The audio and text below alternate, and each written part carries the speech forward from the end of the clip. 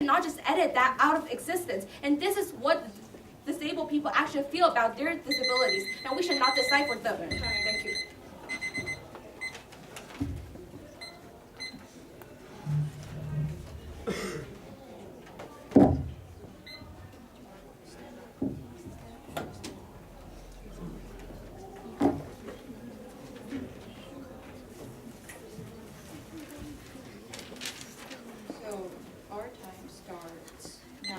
Let me ask you the first question.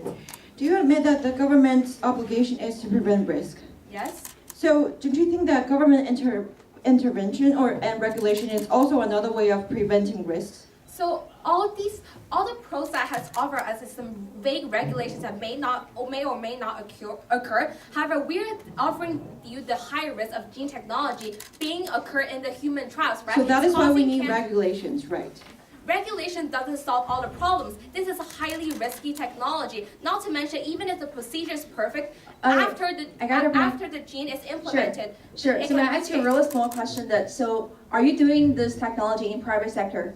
Well, we are currently having the expanded access, right? Which means that we are giving the people who are 100% dying, we are giving them chance to take a shot. But however, for the majority of the population, they do not have these kind of diseases. We're not letting them take the risk as we are the government. Okay, our time to ask a question. So you talk about, so can you basically explain the mechanism for funding to expand the access of gene editing technologies?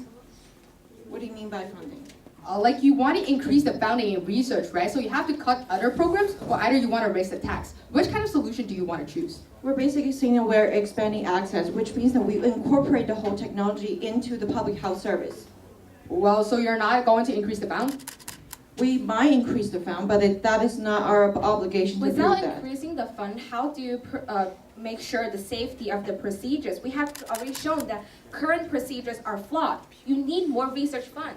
So, do you know that how much money have been put into inventing new food that can save billions of people's lives of starvation?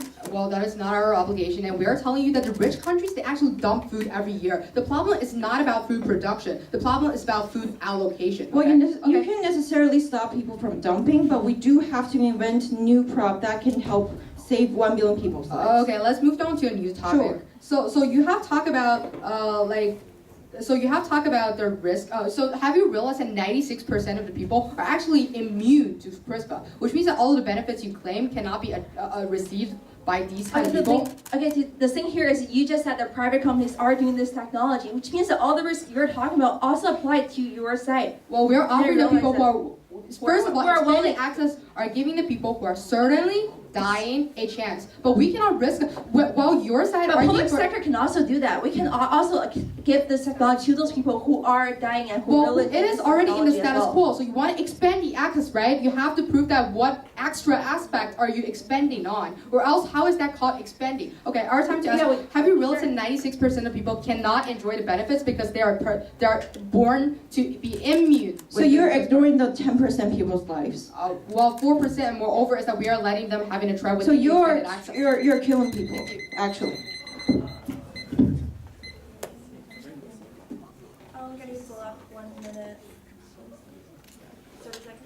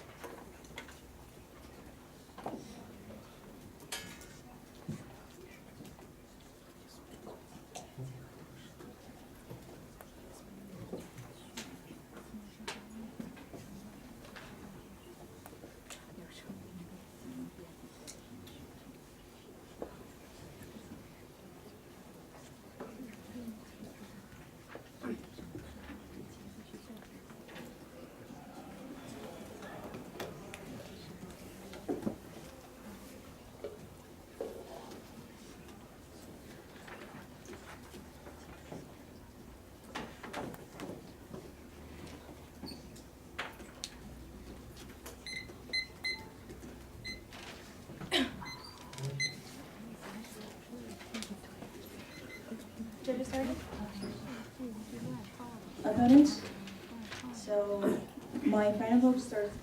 Sorry, can I change this one?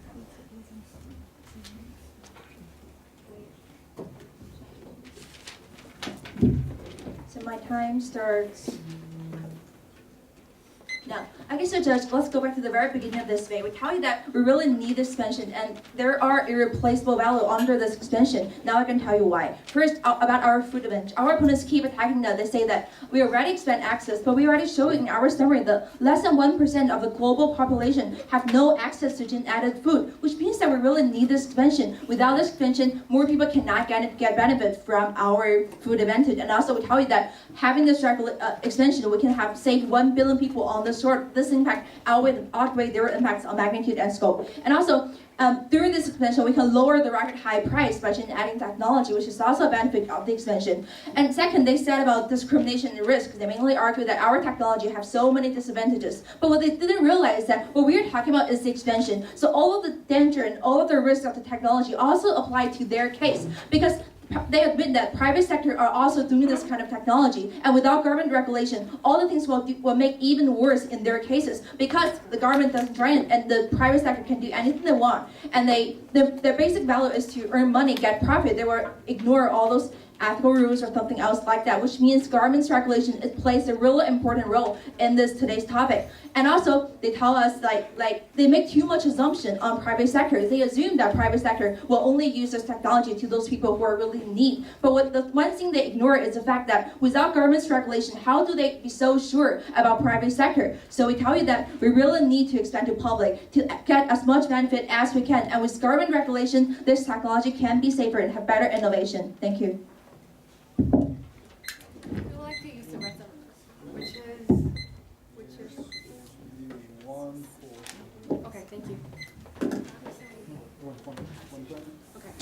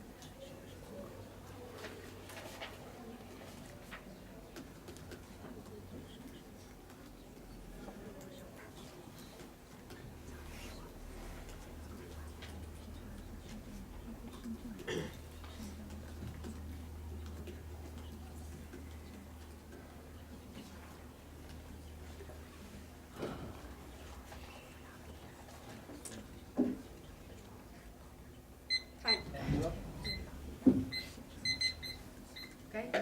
Judges ready? Opponents ready? My time starts now. What is the government's obligation? People trust the government, they give their money they gain through hard work to the government, believing that the money will be used in the right place. Well, on their side of the house, they're taking the people's money into a sector where no certain benefits can be enjoyed by the people. Today, content is not acting as the bad guy, right? We give people who are certainly dying a chance, but what we do not want to promote it through advertisement. We do not want to tell the people that this is good. We don't want the people to try it into the real world, right? Today, there's a special burden less on the pro-side shoulder. Why more access? Why letting the general population to try it when they're either not ill or being in mass famine? So there are two main voting issues today. First, risk being imposed on the people, and second, albinism. So first, I'm going to talk about risk. When people go into the hospitals wanting to cure their disease, they have no idea that the medicine, the therapy they get, promoted by the government, is causing them to have increasing chance of risk, right? Risk of getting cancer, right? We tell you 50% of getting cancer, 38% of lung cancers, nearly 1/3 of pancreatic, stomach, and liver cancers, and 1/4 of breast cancers. They do not know what they're getting from because it is promoted by the government, and they trust the government. As a responsible government, we should never inform and convey this kind of message to our citizens. And second main voting issue today is about discrimination, right? The problem about ableism is not whether the government has offered the people choices or not. It is what they tell the people with symptoms that is believed to be inferior. If we can choose, you better not be here. If we can edit your genes, you better not have these symptoms, right? This is what the government, as an authority, want to convey to people. The only reason you are here alive, not being edited, is because you are a healthy labor force for the society. Not to mention that every once we really view no one side really view the event from the narrative of the people who really have these kind of symptoms, right? Rebecca Cogley has told you that these kind of people with disabled, they want to embrace their personhood. They want to tell you that they're normal to other people. They do not want to be treated differently. And by imposing gene editing technology onto themselves, you're telling them that you're inferior. So for all the reasons above, we firmly urge a calm ballot. Thank you.